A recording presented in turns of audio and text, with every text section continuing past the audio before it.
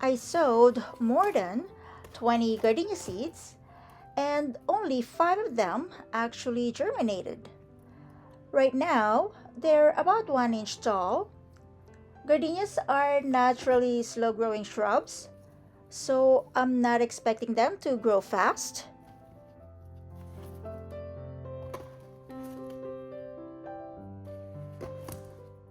Growing gardenia from seed is actually pretty challenging.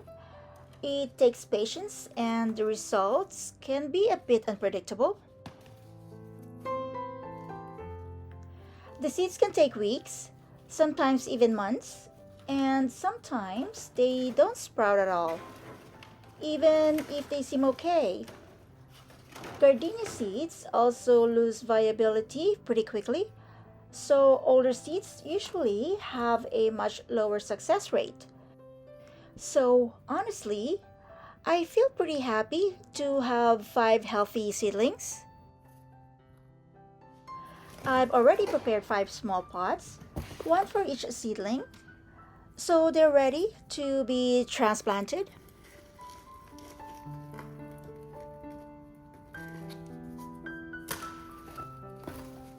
Before transplanting, make sure your seedlings have at least 2 to 4 sets of true leaves. That's when they're strong enough to handle the move. When removing the seedlings, don't pull them by the stem.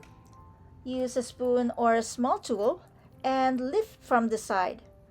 In my case, my seed tray has a large drainage hole at the bottom, so I can gently push the soil up from underneath. Oops. Gardenias are naturally slow growing shrubs, especially when young. At first, most of their energy goes into building roots and adjusting to their environment, so growth above soil is pretty slow. Okay, every time I tried to pick them up, the soil just kept falling apart. I should have watered it first so it sticks together. Today's quick tip is to water your seedlings before transplanting. It really helps keep the roots intact and makes the whole process a lot easier.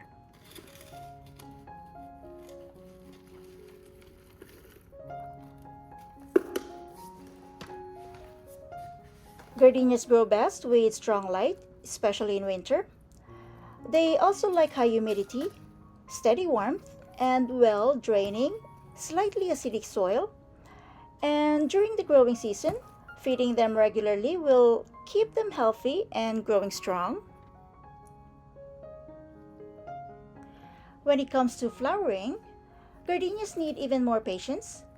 From seed, it usually takes about 2 to 4 years to bloom indoors, sometimes even longer. The first couple of years are mostly just growth and building strength before they even start forming buds. What I did earlier was match each seedling to the right pot size. The ones with more developed roots went into slightly bigger pots, and the smaller ones went into smaller pots. This helps prevent overwatering and keeps the roots healthy.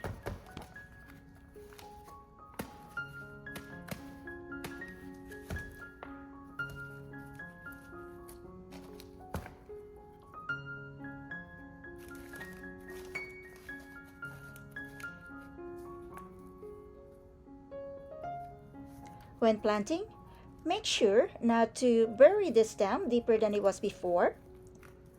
Just fill in the soil and press it lightly. Don't pack it too tight. Just firm enough to hold the plant in place. Like I mentioned earlier, gardenias are naturally slow growing, especially when kept indoors. But you can help them grow a bit faster by giving them strong light. Gardenias grown outdoors usually grow quicker because they get brighter, more consistent light throughout the day.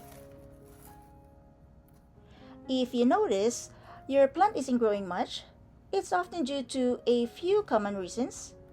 One is soil pH. This is very common, especially if you're using tap water over time. Gardenias need slightly acidic soil. Pot size can also affect growth. They like to be a bit snug but not root bound. Watering is another big one. Both overwatering and underwatering can slow them down, and this is one of the most common issues indoors. Temperature stress can also pause growth, especially if there are sudden changes or drafts. Nutrients matter too. Not enough feeding can slow growth, but too much fertilizer can burn the roots and stop growth as well. Dry indoor air is another factor. Gardenias prefer higher humidity than most homes provide.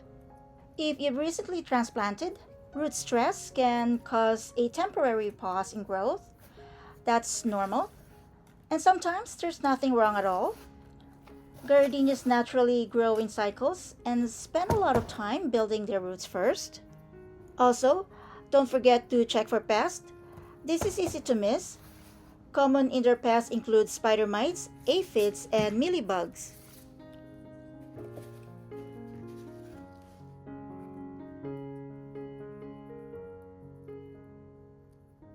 I'm just sprinkling a very small amount of bone meal into the soil before watering my newly transplanted gardenias.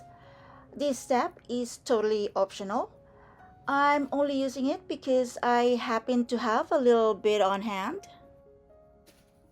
Bone meal is a natural fertilizer that's high in phosphorus, which helps with root development.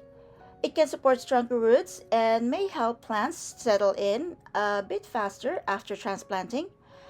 But keep in mind, it works slowly and doesn't give instant results.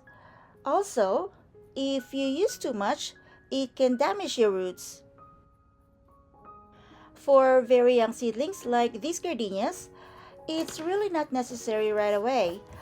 What matters more at this stage is being gentle, using good soil, watering properly, and keeping the environment stable. If you decide to use bone meal, just use a tiny amount, mix it well into the soil, and make sure it's not sitting directly against the roots. Gardenias are naturally slow growing shrubs, especially when young. At first, most of their energy goes into building roots and adjusting to their environment, so growth above soil is pretty slow.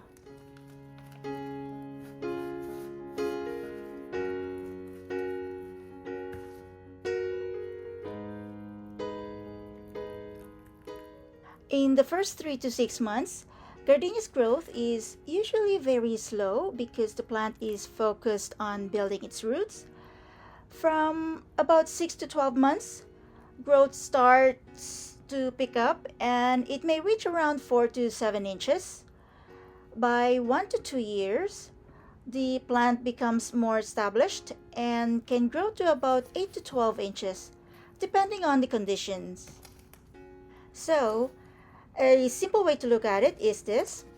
The first 1 to 2 years are all about growth. Around 2 to 3 years, the plant starts to mature, and somewhere between 2 to 4 years, you might finally see flowers.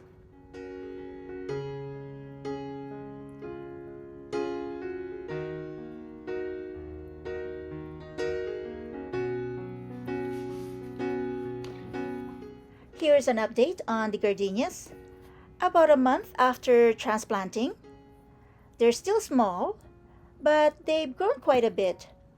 The tallest one is around 2 inches now, and the leaves are shinier and a bit bigger than before.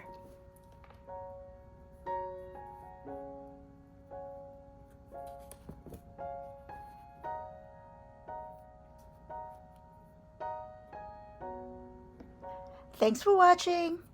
I'll keep updating you as these gardenias grow, so don't forget to like, subscribe, and follow along for more gardening updates.